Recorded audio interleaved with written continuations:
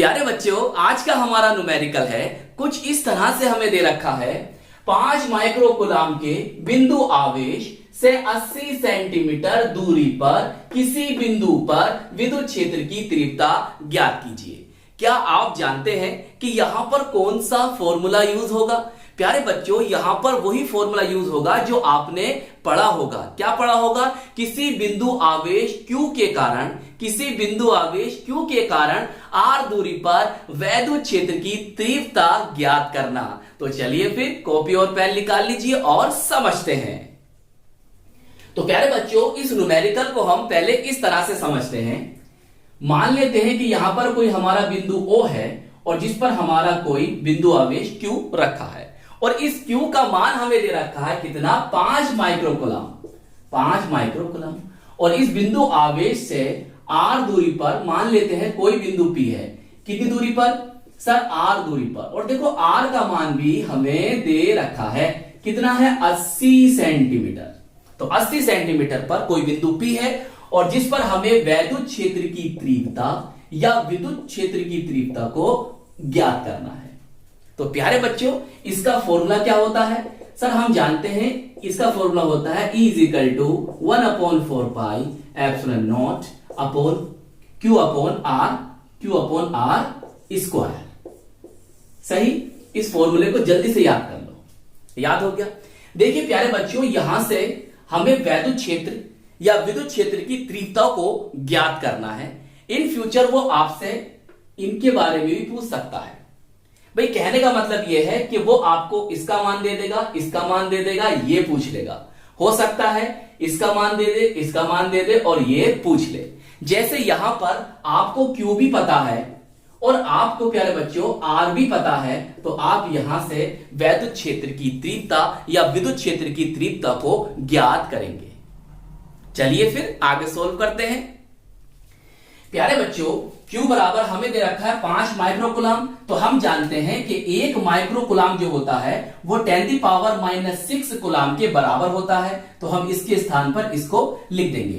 प्यारे बच्चों, हमें दे रखी है यहां पर दूरी सेंटीमीटर में, तो हम इसे कन्वर्ट करेंगे काय में? मीटर में। तो 80 सेंटीमीटर को मीटर में ले जाने के लिए हम 100 से भाग करते हैं। कितने से? 100 से भाग करते हैं। इस 0 से 0 कट जाएगा, आपका आंसर 0.8 आ जाएगा। तो ये हो गया आपकी दूरी 0.8 मीटर में। E आपको ज्ञात करना है, कौन सा फॉर्मूला आपको लगाना है ये पता है। तो चलिए फिर आगे सॉल्व कर लेते हैं। प्यारे बच्चों, इसका जो मान होता है वो होता है कितना? 9 × 10⁻9 इंटू Q का मान हमारे पास है प्यारे बच्चों 5 × 10⁻6 अपॉन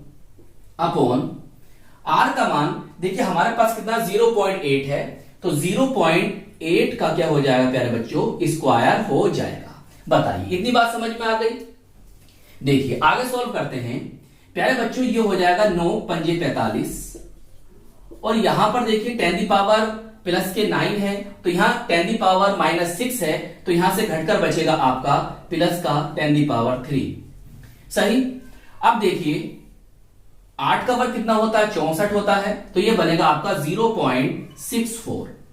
सही? अब मेरी बात बहुत ध्यान से समझना प्यारे बच्चों, जो मैं करने जा रहा हूं। देखिए ये आपका 45 है, ये इंटू 10⁻, मैंने यहां पर कर दिया 5 अपॉन 64। आप कहोगे सर आपने 5 कैसे करा है? ये मैं आपको समझा रहा हूं। प्यारे बच्चों, मैं जब इस पॉइंट को हटाऊंगा, तो ऊपर क्या होगा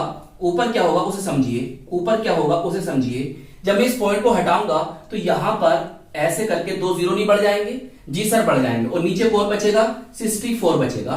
प्यारे बच्चों, में इस वाली बात को ऐसे नहीं लिख सकता? जी सर बिल्कुल लिख सकते हैं। और 3 और 2 कितने होते हैं? 5 होते हैं। और यहां कितने बन गए आपके? 64 बन गए। बताइए, इतनी बात आपके समझ में आई है? अब क्या करेंगे सर?